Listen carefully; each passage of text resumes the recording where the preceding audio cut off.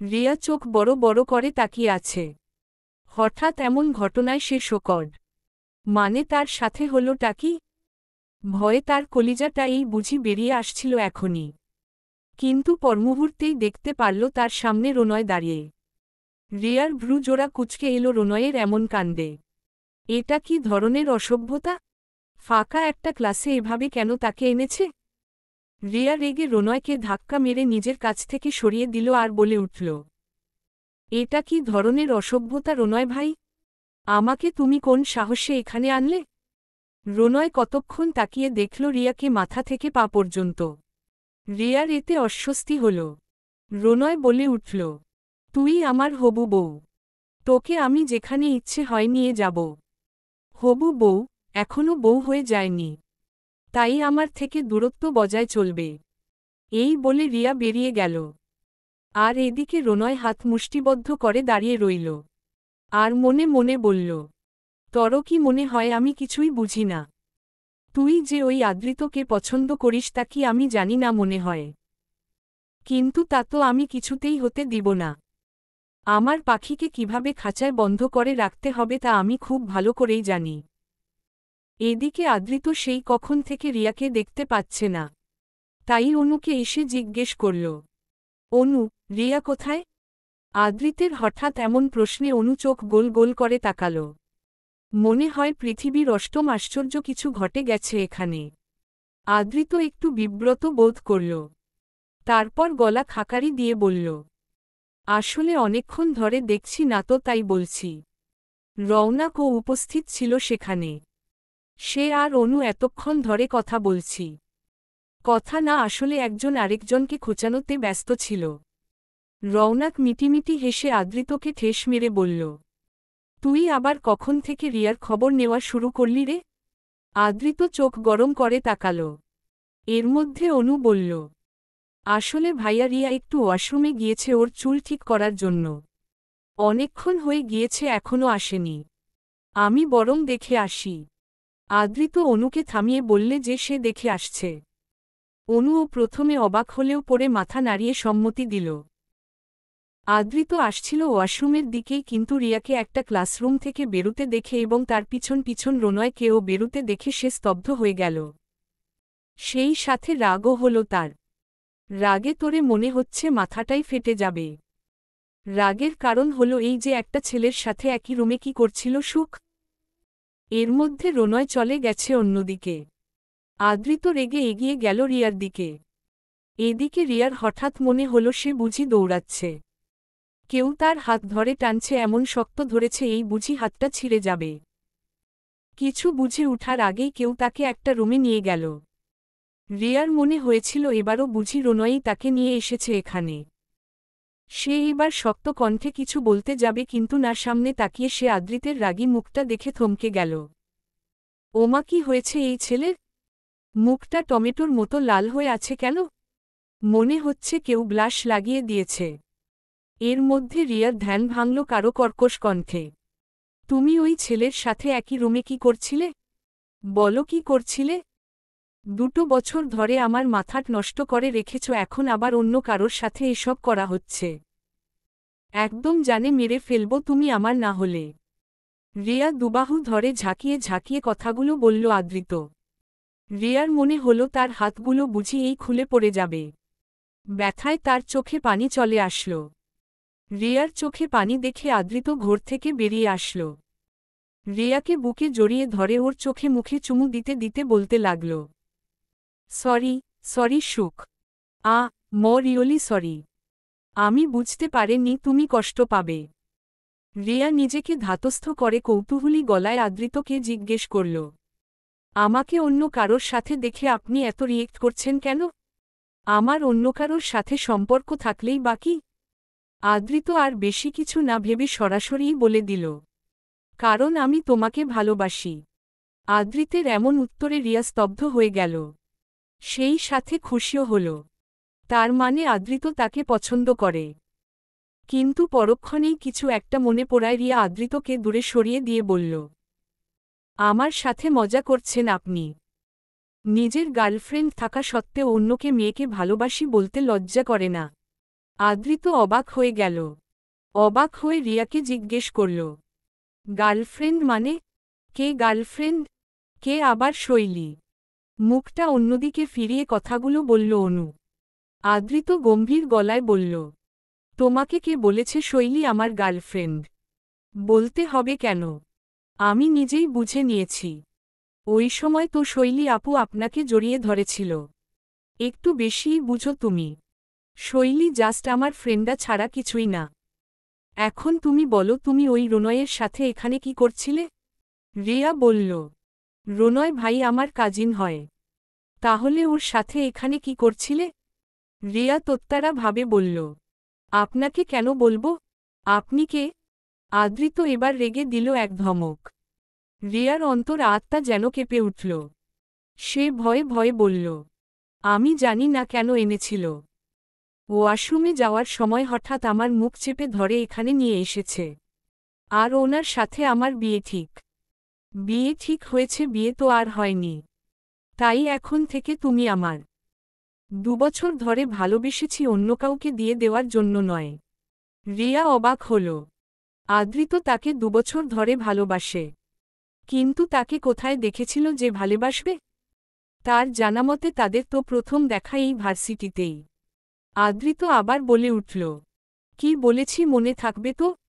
রিয়া অবুঝ গলায় বলল, কি বলেছেন? আদৃত রিয়াকে টেনে নিজের কাছে নিয়ে এলো। রিয়ার কানের কাছের নিজের মুখটা নিয়ে গিয়ে ফিসফিস করে বলল, এই যে এখন থেকে তুমি শুধুই আমার, আর কারো না। আদৃতের এমন কাছে আসাতে রিয়ার পুরো শরীর শিরশির করে উঠল। বুকটা কেমন যেন ধুকপুক করছে। একটু থেমে সে রিয়ার ঠোঁটে নিজের বুড়ো আঙ্গুল দিয়ে ঘষে আরও গভীর কণ্ঠে বলে উঠল, আজকে তোমাকে অনেক সুন্দর লাগছে সুখ। এই যে তোমার ফর্সা পেটটা দেখা যাচ্ছে শাড়ির ফাঁকে। তোমার এই ঠোঁটগুলো আমাকে গভীরভাবে টানছে। আমার মাথাটাকে আজকে এভাবে ঘুরিয়ে দেওয়ার জন্য তোমাকেও শাস্তি পেতে হবে। And I'm sorry because I can't control. I wanna kiss your lips. এই বলে আদৃত রিয়াকে আর কিছু বলার সুযোগ না দিয়ে ওর ওষ্ঠ জোড়া আঁকড়ে ধরল। রিয়া চোখ বড় বড় করে তাকিয়ে রইল। কতটা সময় আদৃত রিয়ার ঠোঁটে বিচরণ করে বেরালো সেই হিসাব কারো কাছে নেই। দীর্ঘক্ষণ পর ঠোঁট দুটো ছাড়তেই রিয়া হাঁপিয়ে উঠল। সেই সাথে লজ্জায় সে আর অন্য কোনদিকে না তাকিয়ে আদৃতকে নিজের কাছ থেকে সরিয়ে দ্রুত বেরিয়ে আসলো ওইখান থেকে। আর এদিকে আদৃত মাথা চুলকে হেসে ফেলল। মেয়েটা আসলেই ভীষণ লজ্জাবতী। আর এদিকে রিয়া ক্লাসরুম থেকেই বেরিয়ে আসতেই দেখল অনু চোখ দুটো রসগোল্লা রমতো বড় করব তাকিয়ে আছে তার দিকে, আর তার পাশেই রওনাক। তারও একই অবস্থা। রিয়ার আর বুঝতে বাকি রইল না যে ওরা এতক্ষণ এখানেই দাঁড়িয়েছিল আর সবই দেখেছে। রিয়ার যেন লজ্জায় মাথা কাটা যাচ্ছে। অসভ্য ছেলেটা তার সাথে করল কি? করল তো করলই, আবার অন্যরাও দেখে ফেলেছে। আর এই অনুটাও একটা জীবন্ত ক্যামেরা, সব জায়গায় চলে যায় ফুটেজ কালেক্ট করতে। সে লজ্জাস দৌড়ে চলে আসলো সেখান থেকে। রওনাক আর অনু বোকার মতো দাঁড়িয়ে রইল। তারা দুজন তো এসেছিল দেখার জন্য যে আদৃত আর রিয়া এতক্ষণ ধরে কি করছে, এত দেরি কেন হচ্ছে। কিন্তু তারা কি আর জানত যে এখানে ওদের দুজনের প্রাইভেট ক্লাস চলছে। কিছুক্ষণ পর আদৃত বেরিয়ে আসল। অনুর দিকে তাকিয়ে বলল, কি হলো অনু, এখনও দাঁড়িয়ে আছো কেন? যাও, তোমার ফ্রেন্ড তো চলে গেল। অনু অবাকের জগৎ থেকে বেরিয়ে এসে সেও চলে গেল রিয়ার পিছু পিছু। অনু চলে যেতেই আদৃত রওনাকের দিকে তাকিয়ে বলল, মুখটা বন্ধ। তর মুখের হা দেখলে মশার পরিবর্তে মুরগি ঢুকে যাবে। রওনাক অবাক গলায় বলল, এটা তুই কি করলি ভাই? আমি বিশ্বাস করতে পারছি না। আদৃত ভাবলেশীনভাবে বলল, তর ইচ্ছে হলেও তুই ও অনুকে এনে সেইম কাজটাই করতে পারিস। তাহলে বিশ্বাস হয়ে যাবে। রওনাক রেগে দাঁত কিরমির করতে লাগল। আর মনে মনে বলল, অসভ্য ছেলে কোথাকার। বিছানার উপর থম মেরে বসে আছে রিয়া, আর তার অপর পাশেই দাঁড়িয়ে দাঁড়িয়ে তাকে তীক্ষ্ণ চোখে পরখ করছে অনু। সেই কখন থেকে মেয়েটা একইভাবে বসে আছে, কোন নড়চড় নেই। অনুর এমন দৃষ্টি দেখে রিয়া থতমত খেল। আমতা আমতা করে অনুকে উদ্দেশ্য করে বলল, এমন করে তাকাচ্ছিস কেন, মনে হচ্ছে এখনই লবণ ছাড়াই গিলে ফেলবি আমাকে? অনু এবার তেতে উঠল। তোকে তো গিলে ফেলায় দরকার। জল এতদূর গড়িয়ে গেছে অথচ আমি জানিই না।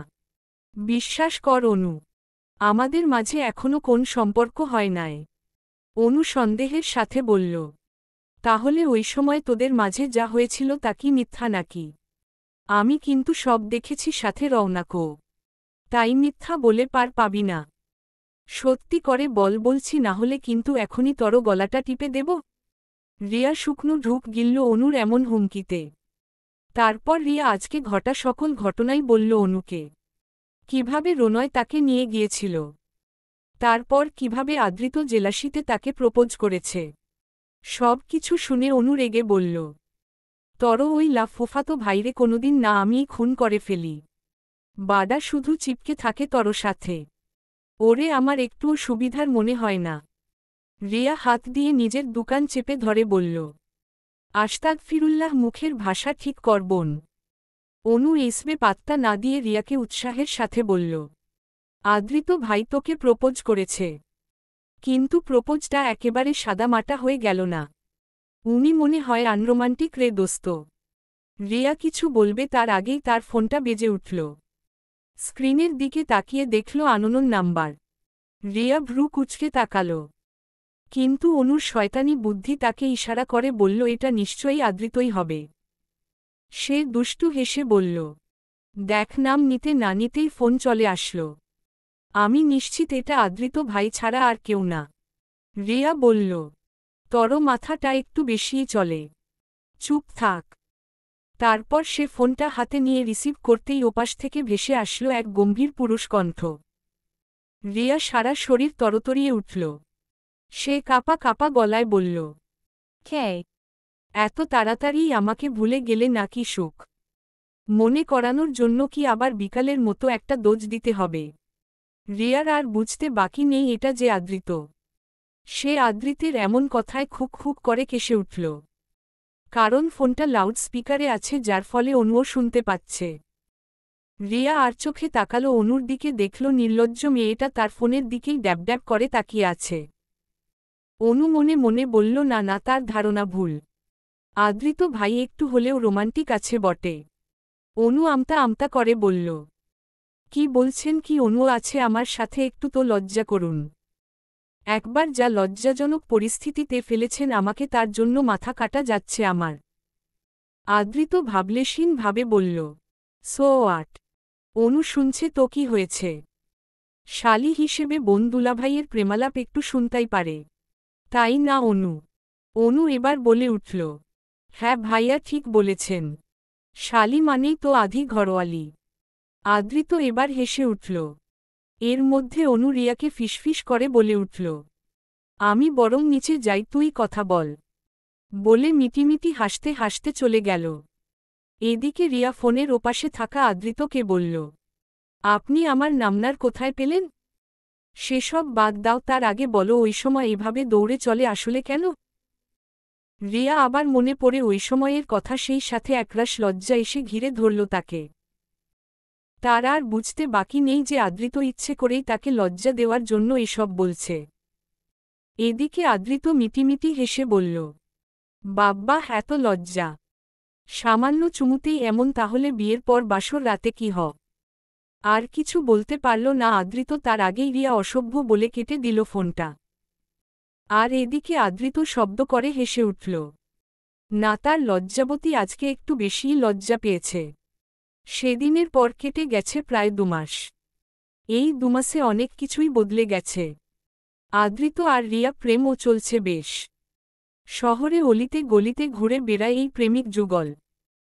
আর অনু রওনাক তো আছেই, এই একটু ভালো তো এই আবার ঝগড়া, তবে তাদের মধ্যেও নীরবে চলছে ভালোবাসার আদান প্রদান। এই সব কিছুর মধ্যে ঘটে গেছে আরেক ঘটনা। মাসখানেক আগে ঋতু বেগম এসেছিলেন রণয় আর রিয়ার বিয়ের ব্যাপারে আলোচনা করতে, তখন রিয়া সরাসরি নাকচ করে দেয় আর তার বাবাকে বলে তার আর আদৃতের সম্পর্কের কথা। তখন রাহাত সাহেব বিনাবাক্যে মেনে নেন মেয়ের কথা, কারণ তার মেয়ে সুখী মানেই তিনি নিশ্চিন্ত। কিন্তু মেনে নিতে পারেনি ঋতু বেগম আর রণয়। ঋতু বেগম অপমানের আগে ফুঁসছেন। যাওয়ার আগে শুনিয়ে গেলেন রিয়াকে তার মাকে নিয়ে কতগুলো তিক্ত বাণী। আর রোনয় তার ভেতর জ্বলছে অপমান আর হিংসার আগুন। আর রিয়াকে এর জন্য যে দামও দিতে হবে এটাও যেন সে চোখের ভাষায় বুঝিয়ে দিল। কিছু না বলে সেও চুপচাপ বেরিয়ে গেল। আজ রিয়া আদৃত এবং রওনাক অনু ভার্সিটি শেষে এসেছে একটা নদীর পাড়ে ঘুরতে। এখানে তাদের ছাড়া আর কাউকেই দেখা যাচ্ছে না। এক জুটি প্রেমালাপে ব্যস্ত তো আরেক জুটি ঝগড়াতে। এর মধ্যেই শুরু হলো বৃষ্টি। চারজনে মিলেই দৌড়ানো শুরু করল তাদের গাড়ির দিকে। কিন্তু মাঝাপথে রিয়া থেমে গেল আর আদৃতকে বলল, চলেন না আজকে বৃষ্টিতে ভিজি। আদৃত চোখ গরম করে বলল, একদম না। এইসব বায়না না আমার কাছে একদম করবে না। না হলে কিন্তু ভালো হবে না। তাছাড়া তোমার ঠান্ডা লাগবে।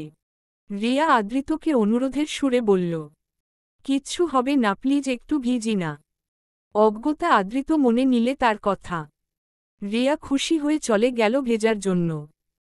আর এদিকে আদৃত মুগ্ধ হয়ে দেখে গেল তার বাচ্চাসুলভ প্রেয়সীকে। কি সুন্দর করে হাসছে।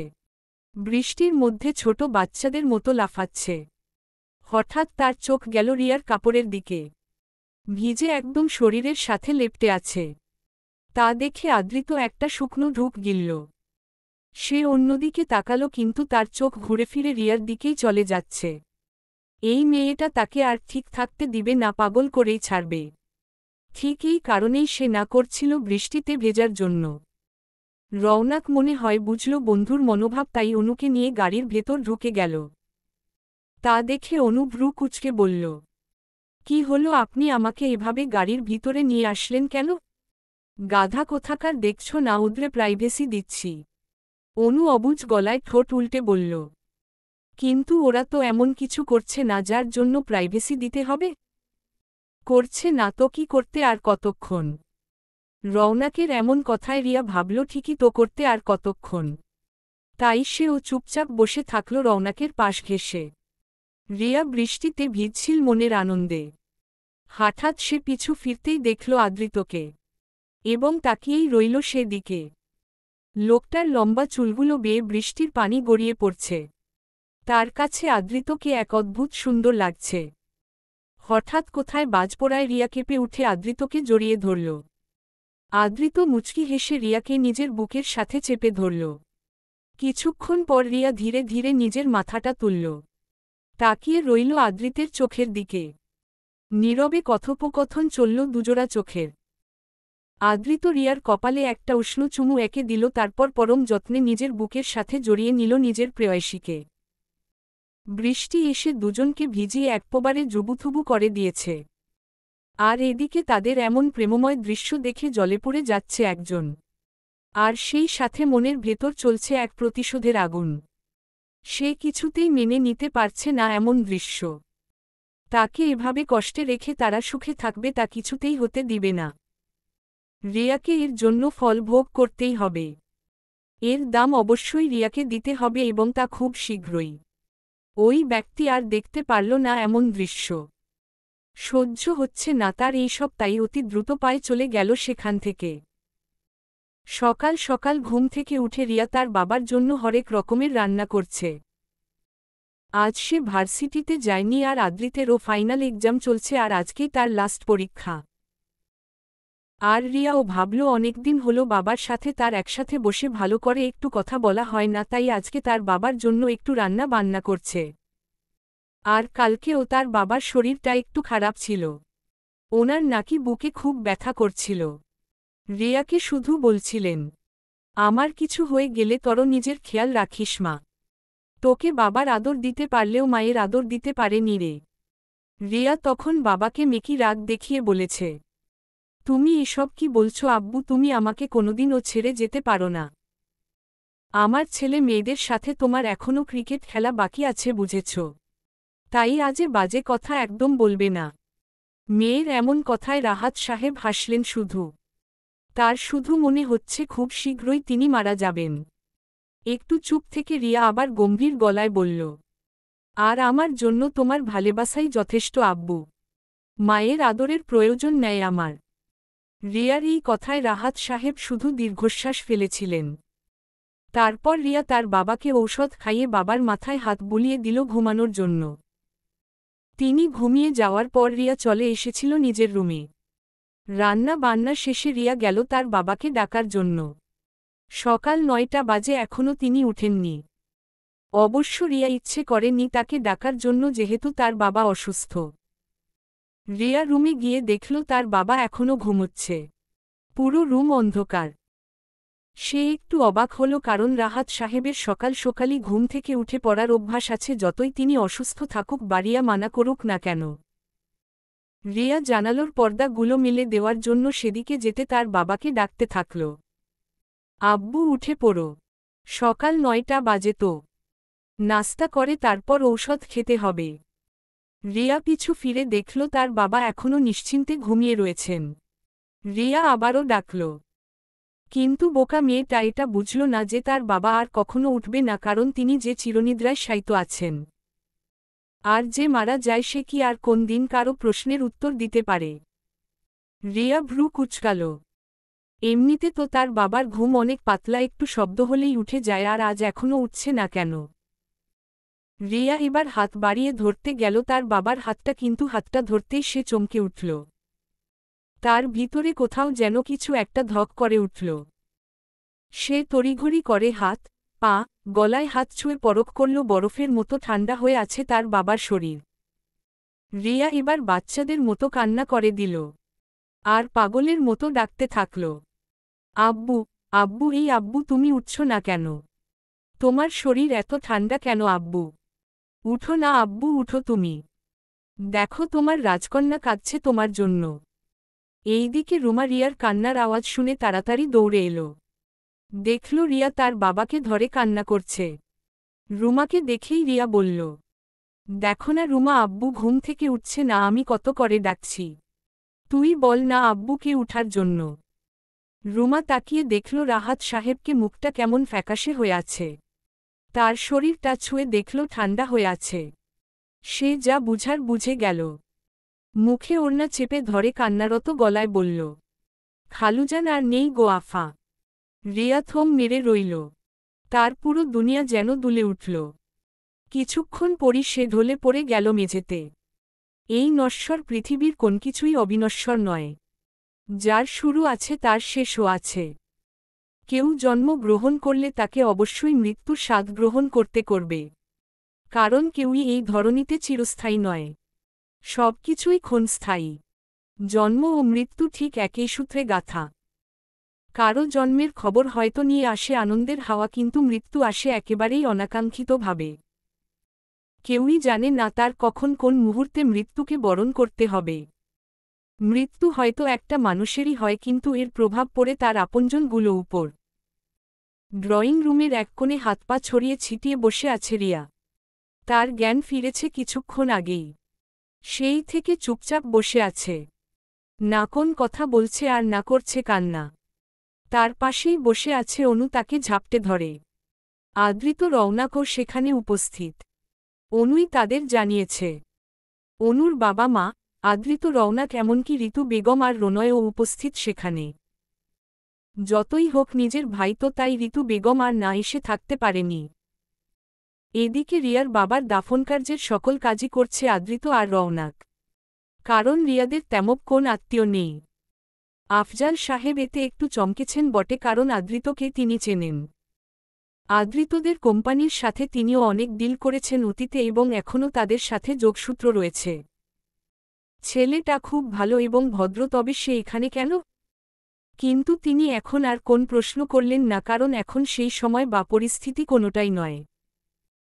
সকল কাজ শেষে রাহাত সাহেবকে নিয়ে যাওয়ার সময় রিয়া শুধু তাকিয়ে রইল আর বিড়বিড় করে বলল, তুমিও চলে গেলে আব্বু আমাকে একা করে। তুমি ছাড়া আর কেউ ছিল না আমার এই পৃথিবীতে। কথাগুলো বলতে বলতে সে আবার অজ্ঞান হয়ে গেল। অনু তাকে ধরল। আদৃত এসে তাকে কোলে তুলে নিয়ে গেল তার রুমে আর অনুকে উদ্দেশ্য করে বলল, পারলে ওকে একটু ফ্রেশ করিয়ে ওর ড্রেসটা চেঞ্জ করে দিও অনু। আর ওর একটু খেয়াল রেখো। ওইদিকে দেরি হয়ে যাচ্ছে, আমরা বরং যাই। অনু মাথা নাড়িয়ে সাই জানাতেই আদৃত বেরিয়ে গেল। জানাজা পড়ে সকল কাজ শেষ করে ফিরে আসতে আসতে তাদের প্রায় ঘণ্টাখানেক লাগল।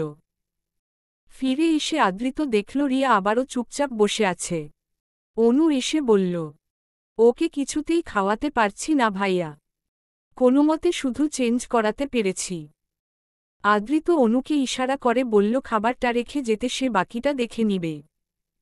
অনু খাবারটা বেড সাইড টেবিলের উপর রেখ চলে গেল। অনু চলে যেতেই আদৃত গিয়ে বসল রিয়ার পাশে। ওর মাথায় হাত রাখল। মাথায় কারো হাতের স্পর্শ পেতেই রিয়া তাকালো আদৃতের দিকে। হঠাৎই তাকে জড়িয়ে ধরে ফুপিয়ে কেঁদে উঠল। আর বাবার উপর অভিমানী হয়ে হাজারে অভিযোগ করল আদৃতের কাছে। আদৃত তাকে আটকালে না, বরং সায় দিল তার পাগলামিতে। মেয়েটা না হয় একটু কাঁদুক, তাতে মনটা একটু হালকা লাগবে। কিছুক্ষণ পর আদৃত রিয়ার দুচোখের পানি মুছিয়ে দিতে দিতে বলল, আর কত কান্না করবে সুখ? তুমি কান্না করলে তো তোমার বাবা আরও কষ্ট পাবে। তুমি কি চাও সে কষ্ট পাক?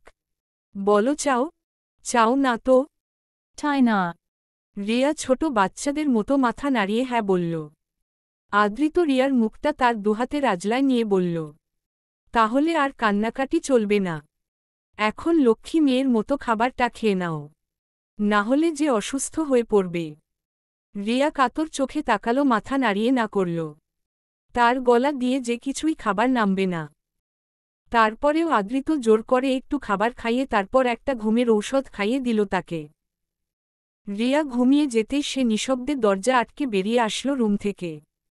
রুম থেকে বেরোতেই শুনতে পেল ঋতু বেগম আফজাল সাহেবকে উদ্দেশ্য করে বলছেন, তাহলে ভাই রিয়াকে বরং আমার সাথে নিয়ে যাই। তার এমন কথায় আদৃতসহ বাকিরা ও ভ্রু কুচকালে। আদৃত জানে রিয়া ফুপি ঠিক কতটা লোভী প্রকৃতির, সবই বলেছে তাকে রিয়া। আর এখন রিয়াকে তার বাড়িতে নিতে চাওয়ার কারণ যে রিয়ার বাবার সম্পত্তি হাতানোর পরিকল্পনা, তা খুব ভালো করেই বুঝতে পেরেছে আদৃত। আর রনয়কেও সে ভালো করেই চিনে। ছেলেটা উপর দিয়ে নিজেকে ভালো দেখালেও মোটেও সুবিধের না। এমতাবস্থায় আদৃত কোনোমতেই তার সুখকে ওইখানে যেতে দিবে না। আফজাল সাহেব কিছু বলার আগে আদৃত নিজেই বলে উঠল, ও আপনার সাথে কোথায় যাবে না। তাই এখন আপনি আর আপনার গুণধর ছেলে আসতে পারেন। ঋতু বেগম বললেন, তুমি কি বলার যে রিয়া কোথায় যাবে আর না যাবে? রিয়ার সাথে তোমার কি সম্পর্ক? আদৃত তার দিকে স্থির দৃষ্টি রেখে বলল, রিয়ার সাথে আমার কি সম্পর্ক বা আমার কি পরিচয় তা আপনাকে জানানোর কোন প্রয়োজন বোধ করছি না। আদৃতের এমন উত্তরে ঋতু বেগম অপমানিত বোধ করলেন, তবে দমে গেলেন না, বরং তেতে উঠে বললেন, এই ছেলে দেখো। আর কিছু বলার আগেই আদৃত মেইন দরজাটা দেখিয়ে বলল, দরজাটা ওইদিকে, তাই কোন দেখাদেখি না করে সরাসরি ওইদিকে চলে যান। তীব্র অপমানে ঋতু বেগমের মুখ লাল হয়ে উঠল। তিনি রনয়কে নিয়ে দ্রুত পায়ে বেরিয়ে গেলেন বাড়ি থেকে। আকাশে ঘন কালো মেঘ জমেছে। কালো কালো মেঘগুলো উড়ে বেড়াচ্ছে। দূর হতে শোনা যাচ্ছে মৃদু বজ্রধ্বনির আওয়াজ। যে কোন সময়ই ঝড় উঠতে পারে, পরিবেশ এখন প্রতিকূলে। ওই আকাশের মতো রিয়া মনেও জমেছে মেঘ। আজ তার বাবার মৃত্যুর প্রায় 10 দিন হতে চলেছে। সে একাই থাকে বাসায়, সাথে অবশ্য রুমাও থাকে। আদৃতই তাকে বলেছে রিয়ার দেখাশোনা করতে থাকার জন্য, যেহেতু রিয়া বলেছে যে সে এখন অন্য কোথায়ও যাবে না, এখানেই থাকবে একা। ওইদিন ঋতু বেগম চলে যাওয়ার পর আফজাল সাহেব বলেছিলেন নিজের ভাগ্নিকে সাথে করে নিয়ে যাবেন, কিন্তু রিয়া বলল সে কিছুদিন এই বাড়িতে থাকতে চায়। আদৃত অনেক করে বুঝালো যে এখন তার একা একা বাড়িতে থাকাটা সেফ নয়। সে বরং এখন অনুদের সাথে যাক, মাঝেমধ্যে না হয় এখানে এসে থাকবে কিছুদিন। কিন্তু কেউই রিয়াকে বুঝাতে পারল না। অজ্ঞতা সবাই হার মেনে নিল।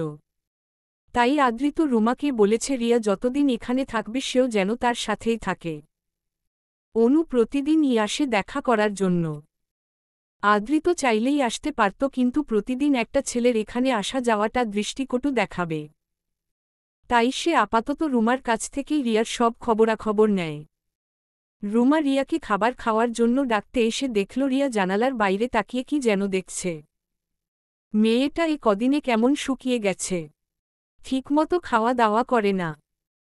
সারাদিন থম মেরে বসে থাকে, শুধু বাবাকে বেশি ভালোবাসত কি না তাই এখনও পুরোপুরি শোক কাটিয়ে উঠতে পারেনি। রুমা কয়েকবার ডাকল তাকে, কিন্তু কোন সাড়াশব্দ পেল না। তাই সে একটু এগিয়ে গিয়ে রিয়ার কাঁধে আলতো হাতে স্পর্শ করে বলল, Abba. রিয়া অন্যমনস্কভাবে জবাব দিল, Who? আপা খাবেন চলেন। আর বাইরে তো মনে হইতাছে ঝড় উঠব, সরেন জানালাটা লাগাইয়া দেই। রিয়া সরে দাঁড়াল। রুমা জানালাটা লাগিয়ে পিছু ফিরে রিয়াকে বলল, এখন চলেন খাওয়ার জন্য। রিয়া বলল, খাবো না রে, খেতে ইচ্ছে করছে না। এইভাবে আর কতদিন চলবেন আপা? এই রকম করলে তো আপনি অসুস্থ হইয়া পড়বেন। এখন চলেন তো খাওয়ার জন্য, না হলে ভাইজান পরে আমারেই বকব। রুমা রিয়াকে জোর করে নিয়ে যেতে থাকল। এমন সময় হঠাৎ বাসার কলিংবেল বেজে উঠল। রিয়া ঘড়ির দিকে তাকিয়ে দেখল এখন প্রায় বিকাল 4টার কাছাকাছি বাজে। কিছুক্ষণ আগেই ঘুম থেকে উঠেছে সে। এমন সময় কে আসল? রুমা রিয়াকে নিচে আসতে বলে সে গেল দরজা খোলার উদ্দেশ্যে। রিয়াও নেমে এলো নিচে। দরজা খুলতেই দেখা মিলল রনয়ের। রিয়া অবাক হল, রনয় ভাই এমন সময়ে? রুমারও এক অবস্থা। রনয় রুমাকে পাশ কাটিয়ে ঘরে প্রবেশ করল। রিয়া প্রশ্ন করল, তুমি হঠাৎ এখানে কেন রনয় ভাই? রনয় কপমন করে হেসে জানি জবাব দিল, কেন আসতে পারি না আমি, নাকি শুধুই তর লাভার ওই আদৃতই আসতে পারবে? রিয়া এবার একটু কঠোর কণ্ঠে বলল, উল্টা পাল্টা না বকে সোজাসাপটা ভাবে বলো এখানে কেন এসেছ? আরে কুল ডাউন, তুই রেগে যাচ্ছিস কেন? আর এখানেই বলবো নাকি? রিয়া ইশারা করতেই রুমা অন্যদিকে চলে গেল। রিয়ার আজকে রনয়কে মোটেও সুবিধের লাগছে না। এবার বলো কি বলবে? রনয় এবার অসহায় কণ্ঠে বলে উঠল, তর আমাকে বিয়ে করতে সমস্যা কোথায় রিয়া? আমি কি আদৃতের থেকে কোন অংশে কম বল? আমি তোকে সত্যি সত্যি ভালোবাসি। কিন্তু আমি তো তোমাকে ভালোবাসি না রনয় ভাই, এই এক কথা বলে বলে আমি ক্লান্ত। আমি তোমাকে ছোট থেকে নিজের বড় ভাই হিসেবেই মনে করে এসেছি, সেখানে তুমি বারবার ভালোবাসার কথা বলে এই সম্পর্কটাকে বিষিয়ে তুলো না। রনয় এবার এক অনাকাঙ্ক্ষিত ঘটিয়ে বসল। আচমকাই রিয়াকে জড়িয়ে ধরে বলে উঠল, প্লিজ রিয়া, আমাকে তুই ছেড়ে যাস না। প্লিজ আমাকে মেনে নে। আমি ওই আদৃতের থেকেও তোকে বেশি ভালোবাসব। তুই ওকে ভুলে যা, এমনিতেও আমাদের বিয়ে হয়ে গেলে তুই ওকে ভুলে যাবি।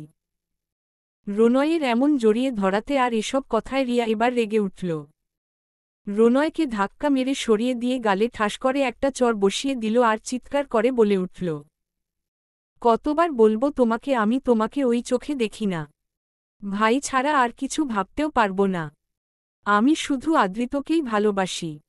তারপরেও কেন বারবার এক কথায় বলো? চলে যাও এখান থেকে। রনয় এবার রেগে গেল রিয়ার উপরে। সেই সাথে বেরিয়ে আসলো নিজের আসল রূপ। সে এগিয়ে গিয়ে রিয়ার চুলের মুঠি শক্ত করে ধরল। রিয়া ককিয়ে উঠল যন্ত্রণায়।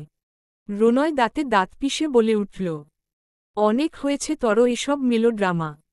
অনেক সহ্য করেছি।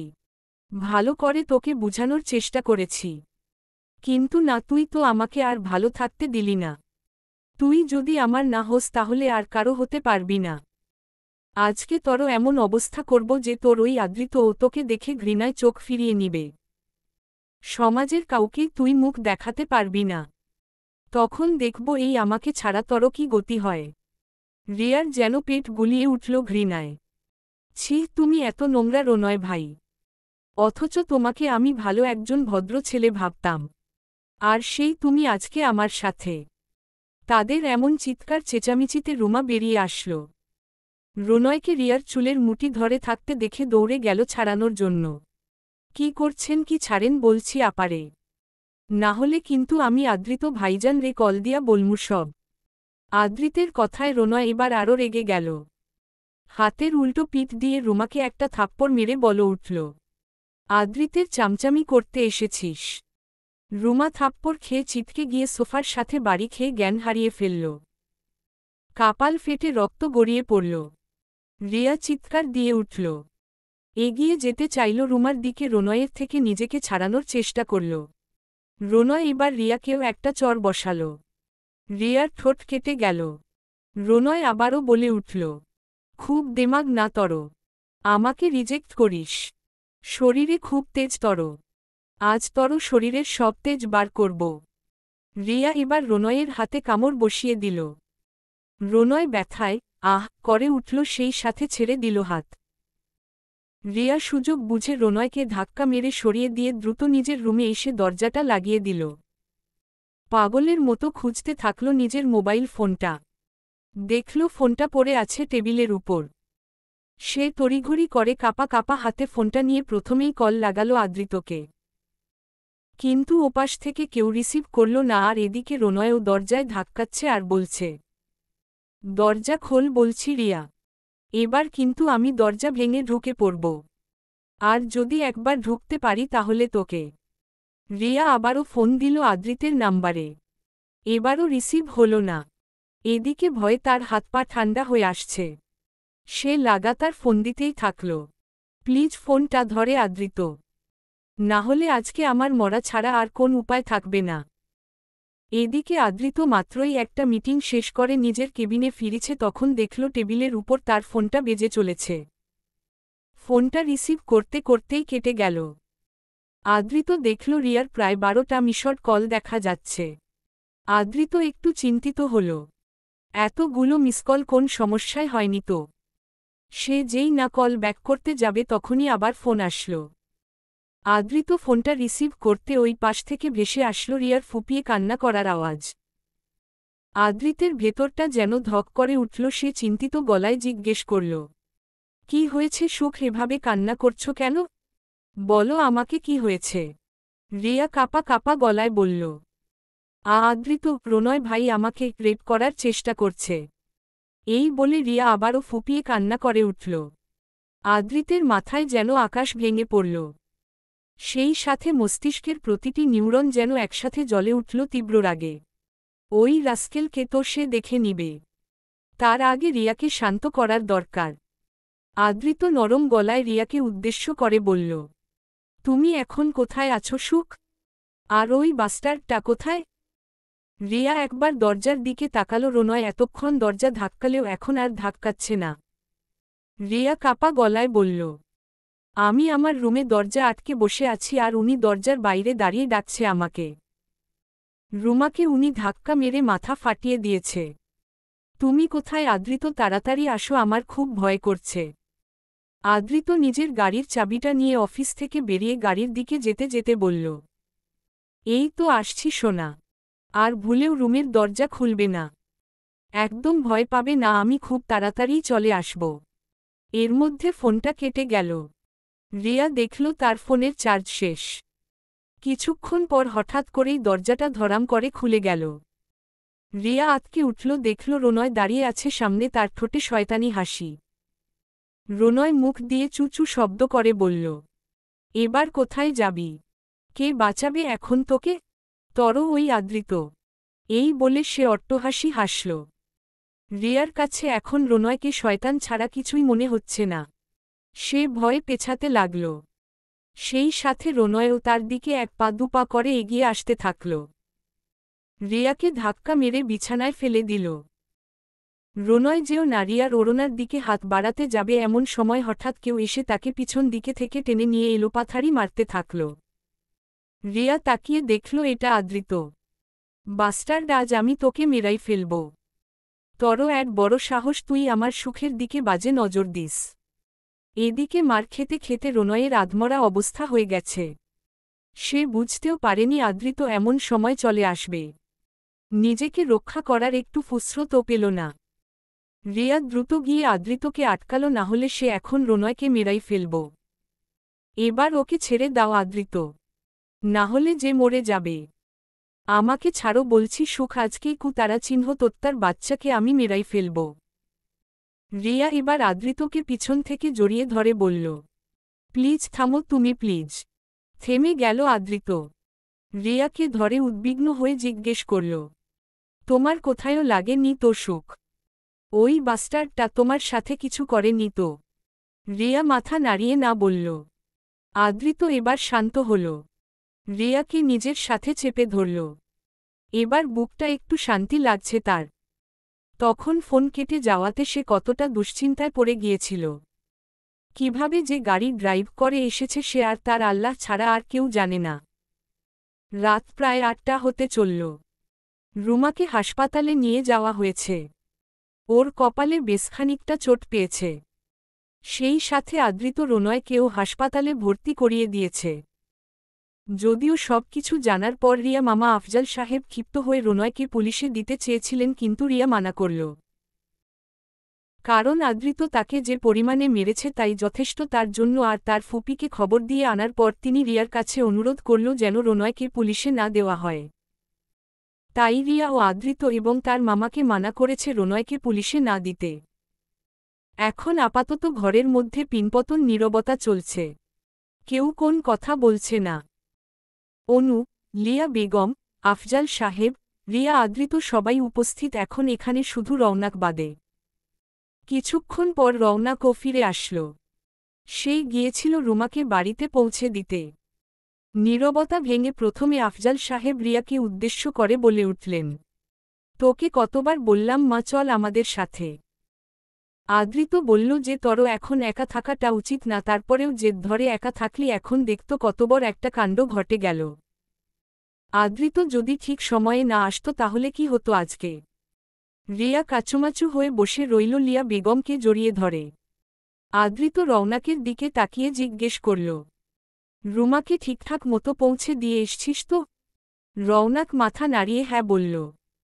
এবার আফজাল সাহেব ও গম্ভীর গলায় রওনাককে প্রশ্ন করল, ওই ছেলের খবর কি? রওনাক বিড়বিড় করে বলল, যে মার খেয়েছে কি আর খবর দিব। আফজাল সাহেব নিজের প্রশ্নের উত্তর না পাওয়াই এবার ধমকে উঠল রওনাককে, এই ছেলে কি বিড়বিড় কর, উত্তর দাও না কেন? রওনাক তড়িঘড়ি করে বলে উঠল, জি আঙ্কেল, এখন আপাতত ভালোই আছে। তারপর তার পাশে দাঁড়ানো অনুকে ফিসফিস করে বলল, তোমার বাপ তো ভারী ডেঞ্জারাস। এমন একটা হিটলার শ্বশুর আমার ভাগ্যেই পড়তে হল। অনু চোখ পাকিয়ে তাকাতেই বেচারা মুখে আঙুল দিয়ে চুপ হয়ে গেল। যেমন বাপ তার তেমন মেয়ে, কিছু বলে আর লাভ নেই। আর অনু অন্য দিকে তাকিয়ে মুচকি হেসে দিল।